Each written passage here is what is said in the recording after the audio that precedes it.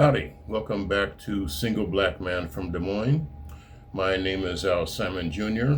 A little about me: I was a dog handler in the service. After the Air Force, I've worked in retail, healthcare, and libraries. I've also taught Hapkido for over 20 years. That's the church. And now I'm a fledgling writer. From time to time, I'll read some of my pieces, both fiction and nonfiction.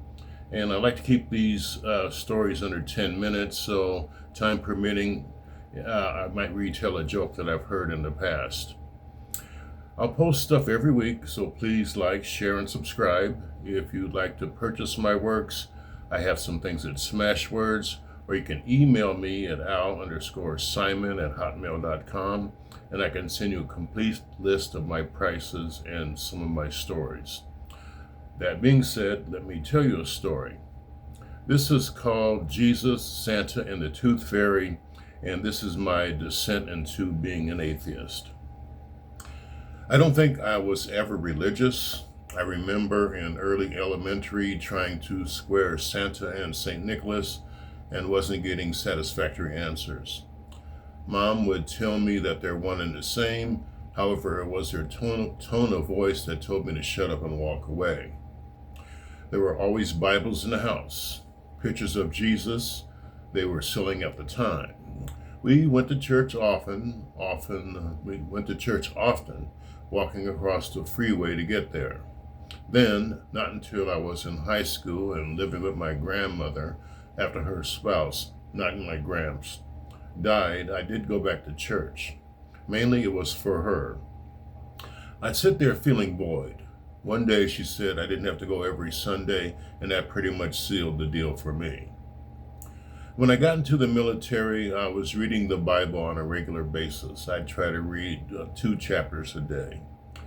I still wasn't feeling especially pious, but I was reading it more for education, and I didn't want to discount something that I didn't know anything about. As a side note, I found that atheists knows more about the Bible than a lot of Christians do. But getting back to my story, also people quoting verses to me might have been speaking a foreign language. And half of them were hypocrites that talked out of both sides of their mouth. Although hardly a believer, I would read 2 chapters a day. I went to at least one service at every base I was stationed at. Once I got to South Korea, I was reading my 2 chapters a day. Deuteronomy scared me, Numbers bored me, Song of Solomon got me horny. Don't send me letters. I fell into a clique of guys who were religious, and we also took Hapkido together. We tried the base chapel once or twice. One guy in particular, Gary, I'll say, would parcel out religious tracts.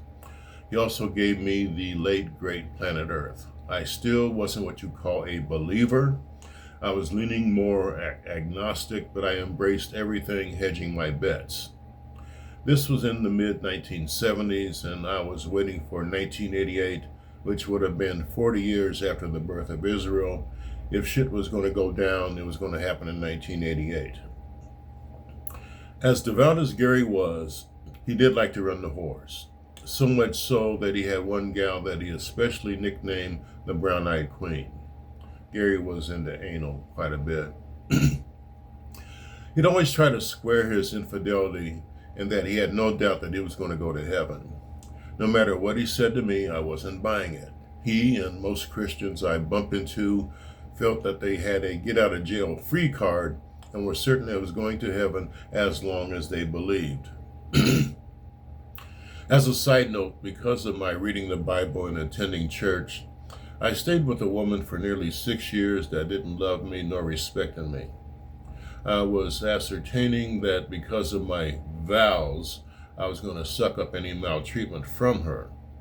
When I did get discharged and finally separated and divorced from whom I'll call Jezebel from now on, I bounced around a couple of churches.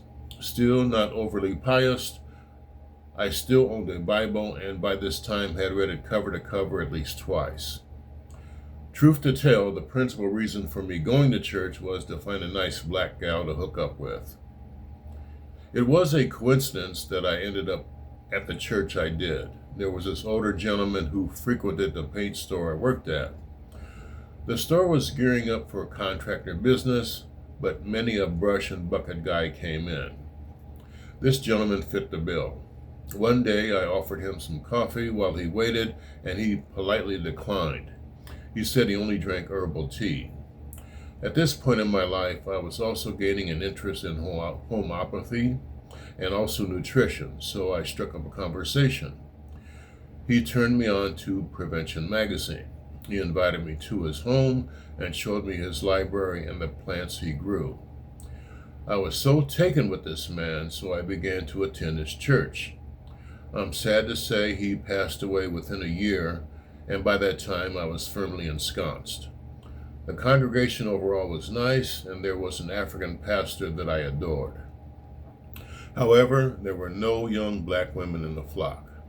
The few that were in there were married. The average age of the congregation was 62, and I wasn't even 30. The elders, sensing new meat, took to me and asked, or I should say, nudged me into several jobs. Youth coordinator at first, there weren't any youths, and eventually taken over being treasurer, which I absolutely wanted nothing to do with. I endured that for a year. Having that job, people from church would stop by my store, pop in at my home, and I got a note here saying that Gramps was beginning to set in. Gramps was a little reclusive. I got a story on him later. But anyway, I liked people. I just don't want to be around a lot of them. I declined reprising another year of being treasurer and soon began what the senior pastor called backsliding. It wasn't 1988 regardless, but I decided to take my chances by not going. By no means am I belittling religion or any of those who are devout. I just choose not to believe. Religion doesn't have a corner on the market of creating and nurturing a sense of community. My first memory of being soured on Christmas was when I was in senior high. I had a part-time job in a shoe department. Due to some prior commitment, I was unable to attend the staff's Christmas party. The next time I see the manager, he hands me an envelope and says, "Here's $6.47. That's the equivalent of what was spent on each employee." I'm not sure what kind of look I had on my face. I'm sure I thanked him, but I was having conflicting thoughts. Not only I didn't care about missing the party, but being compensated for it was the furthest from my mind. I thought, despite the sentiment, it was kind of a crass way to observe the holiday. From that moment on, I kind of had a blasé approach to Christmas and the holiday season. I wasn't religious, and the commercialism disgusted me.